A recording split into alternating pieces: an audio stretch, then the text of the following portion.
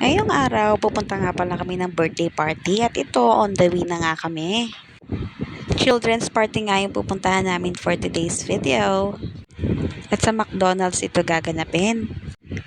At tignan nyo nga po itong bata, pag ganyan-ganyan lang yan, pero excited na pumunta sa birthday party yan. Fast forward nga nang dumating na yung celebrant ay agad na rin nagpalaro yung host. Paunahan nga pala sila dyan makakuha ng baso. At kung sino yung hindi nakakuha ng baso ay siya yung talo. After nga paglaruin yung mga adults at ito naman yung mga kids, yung mga naglalaro ngayon.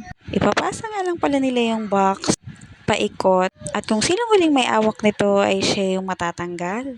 At after nga lang pala nilang maglaro ay sinerve na rin yung mga pagkain namin. At syempre, kinantahan na rin yung celebrant ng happy birthday. Pamangkin nga pala ng aking bebe yung nag-birthday dito sa McDonald's. Moving forward, nang lumabas nga yung kulay violet na mascot, dapat papapicturean ko si Bebe Era. Kaso ayaw niya, natatakot pa ata siya. Natuwa nga ako dito sa mascot na ito kasi ang galing niyang sumayaw. Ayan nga pala yung celebrant, yung nakaputi. Ang pangalan niya ay Kenzo. Happy birthday, Kenzo! Yan lamang po. Thank you for watching.